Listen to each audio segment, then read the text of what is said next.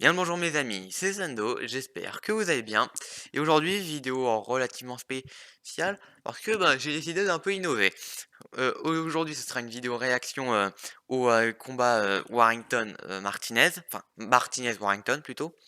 Mais cette première partie que vous voyez, au moment où je vous parle actuellement, le combat n'a pas encore eu lieu.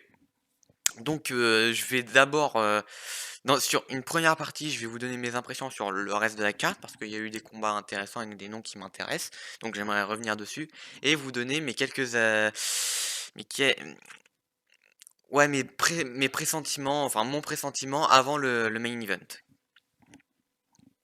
Donc pour commencer, le premier combat que j'ai vu, et non, c'était pas le combat d'ouverture de la carte, c'était un combat féminin que j'ai pas du tout regardé. Le premier combat que j'ai vu, c'était le combat de Dalton Smith face à un mec dont j'ai pas pris le temps de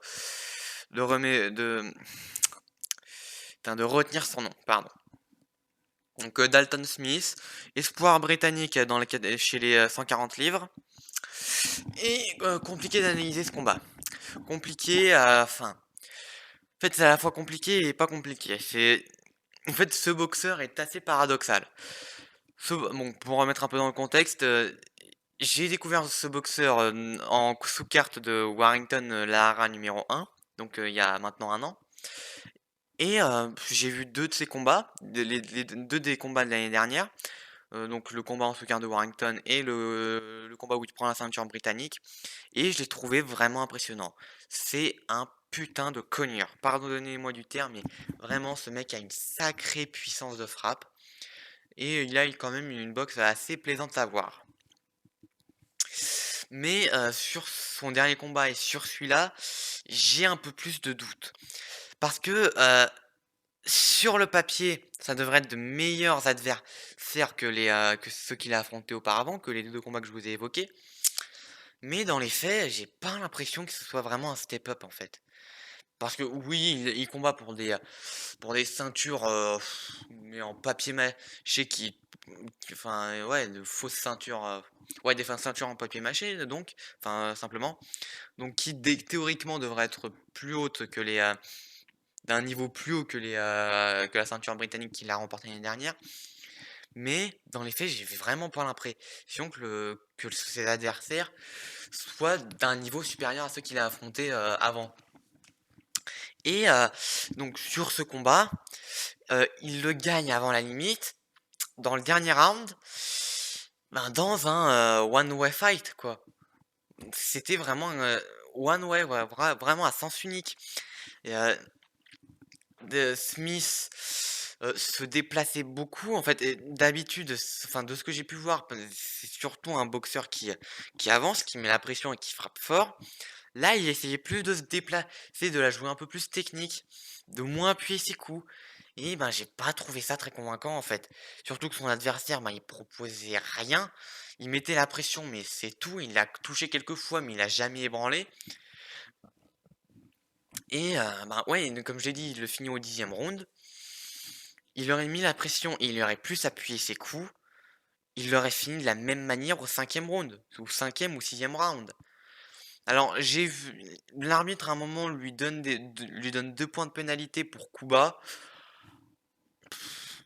C'est c'est un peu compliqué de dire que les coups sont bas parce qu'ils sont sur la ceinture. Enfin, de ceux que je enfin, ouais, il me semble. Après, peut-être qu'il faudrait que je revoie, mais il me semble que les coups étaient sur la ceinture, donc enfin bref, ça a pas vraiment une incidence, mais vraiment Dalton Smith, plus ça avance, plus il atteint ses limites, en fait. J'ai l'impression que, hem, il monte, mais pas vraiment vers le haut niveau, mais vers un plafond, quoi. J'ai vraiment l'impression qu'il va vers un qu'il monte vers un plafond de verre et je sais pas s'il va pouvoir, le casser, quoi. Surtout qu'à 140 livres, c'est quand même une catégorie, surchargée, quoi. Donc vraiment, Dalton Smith, beau boxeur malgré tout, hein, ah oui et aussi j'ai oublié de préciser, mais il essayait de faire le boxeur, il était extrêmement répétitif. Il reposait beaucoup sur jab, parfois doublé, le bras arrière et enfin, soit en direct, classique seul, sans combinaison, soit uppercut du bras arrière, crochet du gauche. C'était très, très souvent ça, ces combinaisons. Bon, ça a fonctionné, mais pas face à un gros adversaire. Et face à cette catégorie des 140 livres, surchargés à mort, ça passe face à ce genre d'adversaire, ça passera pas face au gratin. Donc voilà, Dalton Smith.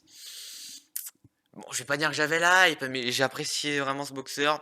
Enfin, j'apprécie toujours ce boxeur, il n'y a pas de problème, mais voilà, je pense pas qu'on ait affaire à un futur champion. Ensuite, on a eu Maxi Hughes face à un autre Britannique dont j'ai oublié le nom. Merde. Ah putain, là, ouais, niveau nom, je suis assez naze pour leurs adversaires.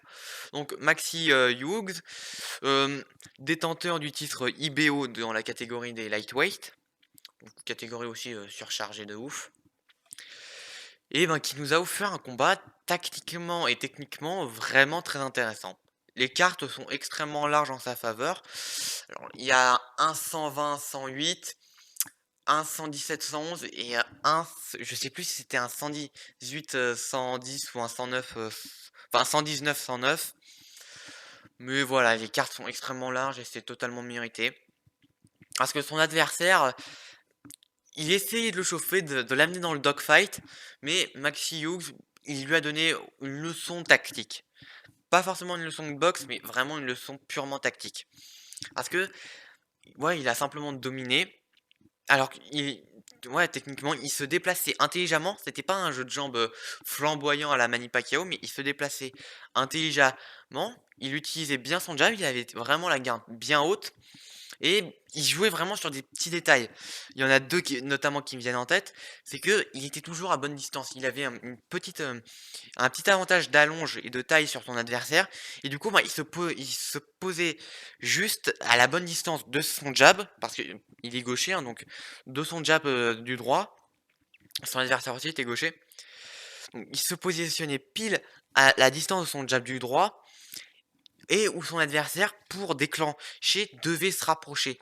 Du coup, ce qui lui permettait de prévoir le mouvement ou l'enchaînement et donc de pouvoir préparer le blocage, l'esquive ou l'esquive, voire les 2 sur les séries et de bien penser à la remise. Il travaille pas tout le temps en remise, mais il en envoyait assez régulièrement. Il a eu des moments durs parce que son adversaire à plusieurs moments a réussi à casser la distance, ce qui rend le combat assez agréable à regarder. C'est vraiment un combat plaisant et qui la décision est largement méritée. Putain, je suis con. Depuis tout à l'heure, je peux. Ah non, merde. Bon, je crois que je vais cutter ça. Donc voilà, la victoire largement méritée. Ensuite, combat féminin, et ça c'est un truc que j'ai trouvé assez cool, c'est qu'ils mettent un championnat du monde féminin au-dessus d'un combat masculin qui, sur le papier, est quand même d'un certain niveau. Bon, voilà.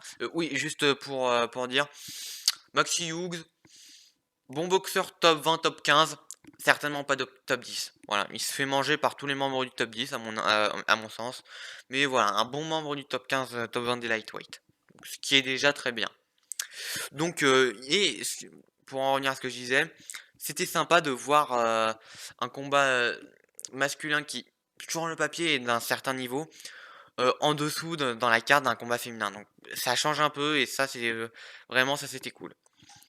Et donc, ce combat féminin était le championnat du monde IBF des bantamweight entre Shannon Briggs et une Argentine, j'ai oublié son prénom, mais son nom de famille c'est Roman, voilà.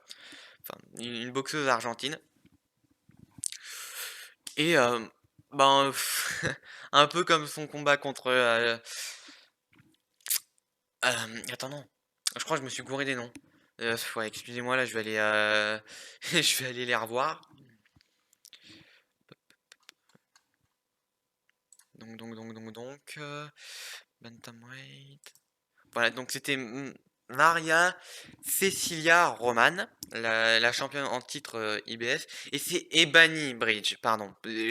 Donc, Ebanie Bridge qui avait battu Shannon Courtenay. Voilà, j'ai inversé les deux prénoms. Oui, désolé, je suis un peu con. Et donc voilà, donc Ebanie Bridge qui avait perdu son combat contre Shannon Courtenay l'année dernière dans une grosse guerre, et qui maintenant, donc c'était pour la ceinture WBA pour rappel. Et aujourd'hui, ben, elle s'est emparée de la ceinture IBF de cette même catégorie. Dans un gros combat. Alors, j'ai pas regardé les cartes des juges, mais ouais.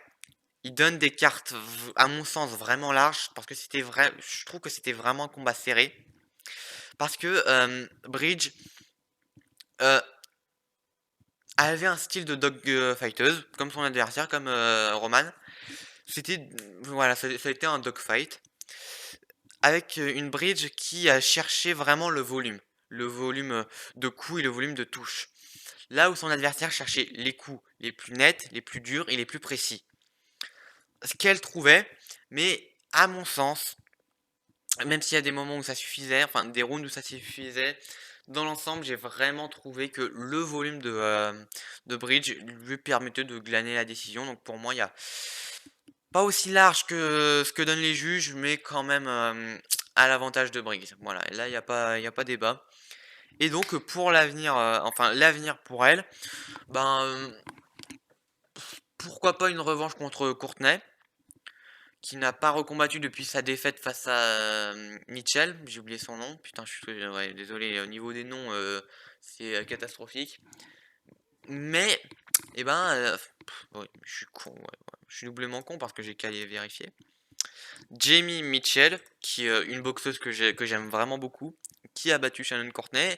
Et justement, bah, j'aimerais bien voir un combat d'unification entre ces deux boxeuses. Deux boxeuses matchroom qui sont diffusées sur DAZN. Donc je pense que ça pourrait sans problème se faire dans quelques mois. Hein, pas tout de suite, mais ouais, je pense que ça pourrait se faire courant septembre, minimum. Donc, et je pense quand même que Mitchell a quand même un niveau bien au-dessus de Bridge techniquement. Donc, techniquement, putain, Mitchell, c'est du très solide. Elle a de magnifiques déplacements et une gestuelle. Bah, c'est beau, c'est super beau. Moi, j'aime beaucoup cette boxeuse et je vous invite vraiment à aller la revoir. Enfin, à aller voir ses combats qui sont vraiment magnifiques techniquement. Enfin, bref. Donc, voilà pour pour ce qui était de la sous-carte. Donc là, ils sont en train de repasser le trailer de Warrington Martinez. Et c'est le combat que j'ai beaucoup de mal à pronostiquer perso. Euh, Warrington, c'est un grand champion, ancien détenteur de la ceinture IBF qui est en jeu pour enfin, pour ce combat. Voilà, désolé, je perds mes mots. C'est un combat revanche. Parce que les deux s'étaient déjà affrontés en 2017, ça avait été une victoire extrêmement serrée de Warrington. Combat que j'ai pas vu en entier, mais c'était un combat à la Warrington et à la Martinez. Hein. Donc un gros combat, grosse intensité. Et mais que s'est-il passé depuis? Et ben Warrington est tombé sur Lara. Et voilà, et c'est ça qui me fait vraiment douter. Parce que au vu de l'année 2020, pardon pour le micro, au vu de l'année 2021 de Warrington et et la prise de titre featherweight de Martinez, je pense que ce sera un combat dominé par Warrington, mais Martinez ça peut tomber à tout moment quoi.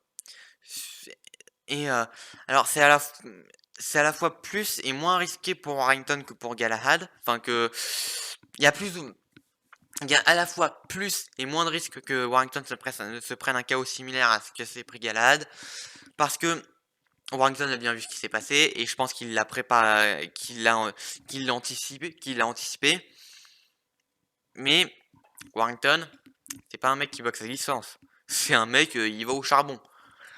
Donc ça peut être prévu dans sa tactique, mais dans la physionomie de combat, s'il reste fidèle à son style, il y a beaucoup plus de chances que qu'une droite sortie d'une autre dimension le frappe, quoi. Donc et vraiment moi mon instinct me dit quand même une victoire par KO de Martinez, 9e round, voilà. Bon, ben, donc maintenant je coupe et on va voir et je vous fais le débrief du combat juste après. Allez, à tout de suite. Donc, le combat vient de se terminer, donc je me suis planté. Bon, une fois n'est pas coutume. Donc, Josh Warrington est redevenu champion du monde IBF des poids plumes, donc featherweight. Euh, Grosse performance de Warrington.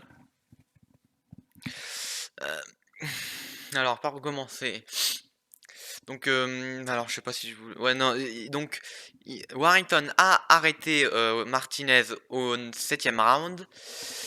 Après un gros combat, hein, voilà, un combat solide. Donc le combat commence sur un chapeau de roue, premier round chaotique, si l'on peut dire. Oui, complètement chaotique. Donc Martinez qui essaye de commencer fort, mais Warrington, dans les 30 premières secondes, il se met dans le combat tranquillement et il avance, il lui en met. Et donc voilà, pour faire simple, il lui en met plein la tête. À un moment, sur un corps à corps, coup de tête involontaire de Warrington. Les coups de tête, il y en a eu beaucoup de la part de Warrington dans toute sa carrière. Donc Martinez est coupé à cet endroit-là sur l'œil droit. Euh, Juste après, ouais, 10 secondes après, il envoie Martinez au tapis. Martinez bloqué dans les cordes, il sait pas quoi faire. Un accrochage, il frappe dans l'accrochage alors que l'arbitre sépare. Donc là, franchement, les points de pénalité auraient pas été scandaleux. Mais il pète un peu les plombs. Mais par contre, fin du round, il maintient quand même Warrington en alerte parce que il envoie un gros jab bien paré de la part de Warrington, mais quand même qui impacte. Hein. Voilà, j'ai pas bien vu si s'il était vraiment s'il avait touché de plein fouet, mais voilà, ça a impacté. Et il termine le round, coup après le gong. Donc voilà, premier round chaotique. Et donc quand même c'est marquant. Et deuxième round, Warrington, il lui en met plein la tête. Voilà, un peu comme le premier round, il le matraque de coups. Martinez qui tient bon. Et je crois que... non, c'est pas dans ce round-là, ce sera un peu plus tard. Mais Martinez, voilà, qui tient bon, qui place quelques bons coups. Enfin voilà, et le reste du combat sera un peu plus stable, un peu plus posé. Ils s'enverront quand même du parpaing, hein. Mais voilà, ce sera plus posé. Les deux, ils essaieront, enfin surtout Warrington quand même, qui travaillera beaucoup avec son épaule et sa tête avec des petits coups. Voilà, je pense qu'à un moment, il aurait quand même pu, ça aurait mérité une déduction de points. Et mais alors j'ai posté une vidéo sur Instagram au 5e round. Enfin, c'était quand même bon, je me suis planté, voilà, j'ai dit soit Martinez abandonné au 6e round, du moins son coin abandonné, soit il le mettait KO au 9e. Il est pas arrivé jusqu'au 9e, il a tenu jusqu'au 7e. Bon, voilà. Bon, je me suis planté à moitié, mais franchement l'état dans lequel finit Martinez, pour moi, le renvoyer au 7e round, c'était vraiment une erreur. Parce que quand tu vois comment il était à la fin même du 5e quoi, il avait le nez, la bouche en sang, il avait une autre coupure à l'œil gauche, il avait l'arcade droite en charpie, il avait même une coupure au front qui saignait pas mal. Franchement, je comprends pas comment son coin a pu le renvoyer dans cet état, quoi. Il avait la tête, mais blindée de sang, et mais quand même, il retourne dans le 7e round. Il essaye, enfin, il essaye un petit peu, mais Warrington le met bien dans le dur. Par contre, la droite qu'il met avant que Warrington le termine, ça fait un de ces bruits. Alors, partiellement, attends, ouais, partiellement paré de Warrington, mais il se l'est prise, il a vacillé, et ça a fait un bruit, mais je crois que ça a résonné dans toute la salle, hein. Et là, il se l'est prise, ok, il l'a envoyé, enfin, il y est retourné, il l'a envoyé dans les cordes, et là, il le matraqué, il a, il était extrêmement précis, et j'ai même trouvé que l'arbitre a arrêté un peu tard, voilà. Mais grosse prestation de Warrington, grosse reprise de titre. Voilà, il récupère son titre IBF qu'il avait perdu sur tapis vert, hein, parce que pour rappel, sa défaite contre Lara, c'était un combat sans titre en jeu. Donc Warrington avait déjà perdu sa ceinture pour cause d'inactivité. Parce que ouais, avant Lara, son dernier combat, c'était en juillet 2019. Donc ça a remonté. Enfin, voilà, c'est pas le sujet, mais bref. Pardon. Et donc, what's next pour les deux, tout simplement. Alors, pour Martinez, pour moi, le prochain adversaire, je dirais que c'est la retraite, voilà. Et ce qui sera déjà un adversaire en soi, parce que putain, le nombre enfin, de pauses et de comebacks que nous a fait Martinez, la carrière qu'il a, franchement, Martinez, peut-être plus grand boxeur espagnol de tous les temps, hein. Bon, c'est vrai que l'Espagne, c'est pas une terre de boxe, mais il y a quand même eu de gros noms, enfin, de beaux noms plutôt.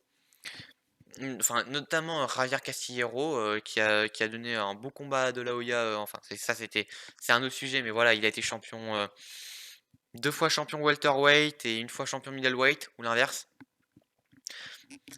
Il a eu quelques adversaires, donc voilà.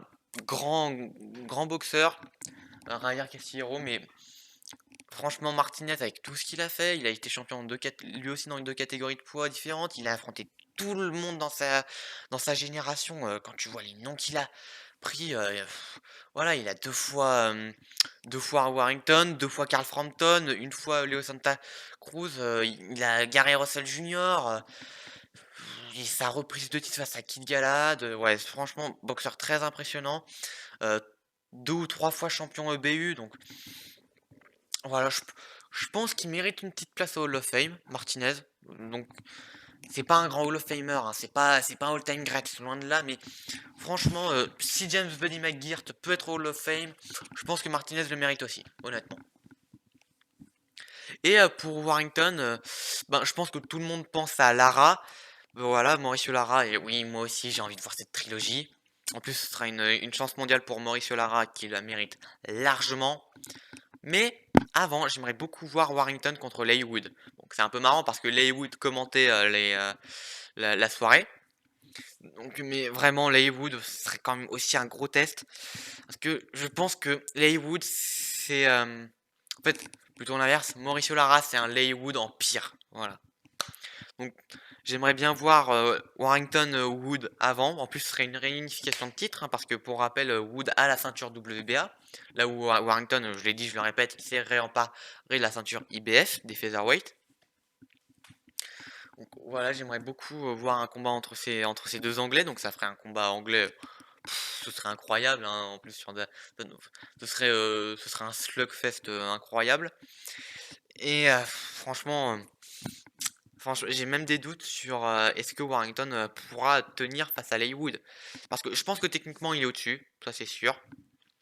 Bon, pas autant au-dessus que Conlan, mais quand même. Mais ouais, quand tu vois justement ce qu'il a fait à Conlan, franchement, j'aurais aussi peur pour Warrington.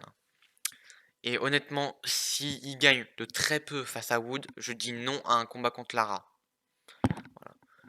Et j'ai même envie de dire pour les réunifications, les autres réunifications de titres, donc je pense aux pays de l'autre côté de l'Atlantique, enfin même de l'autre côté des mers, parce que putain, moi en fait, un peu stupidement, dans ma tête, Max Ayo c'est de l'autre côté de l'Atlantique. Bon, oui, mais c'est aussi de l'autre côté du Pacifique parce qu'il est philippin.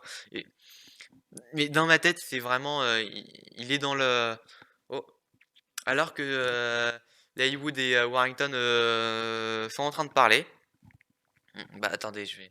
Ouais, bah, je verrai ce qu'ils se sont dit après. Mais ouais, franchement, le niveau de la catégorie featherweight, je doute que Warrington puisse aller outre-Atlantique parce que Max Ayo, Lara et Navarrete, je pense surtout, c'est des monstres. Vraiment, c'est des monstres et je pense pas que Warrington puisse terminer le combat face à eux. Donc vraiment, le combat contre Haywood, oui, mais le reste, à la limite, peut-être une revanche contre Galahad, mais il me semble que Galahad veut monter de catégorie. Mais ouais, franchement, Warrington, à part Haywood, je vois pas qui il peut affronter. Parce que, voilà, je l'ai dit, je le répète, mais le top 3 featherweight, c'est des monstres. Et je vois pas Warrington tenir face à eux. Parce ils ont trop d'avantages. Parce que il faut aussi prendre en compte que le fait que eux ce sont des faux featherweight. Ce qui est assez marrant parce que Navarrete il vient de plus bas que les que 126 livres. Il me semble que c'est la limite des featherweight. Il vient de plus bas, il vient des 122. Donc c'est assez marrant de dire que c'est un faux featherweight. Mais putain, quand tu vois la carrure et la masse du mec, il est vraiment très impressionnant. Il a une grosse puissance de frappe et c'est pareil pour Max Ayo et Lara. Donc face aux 3, honnêtement, il tient 9 rounds au mieux. Mais vraiment, je ne le vois pas finir face aux 3.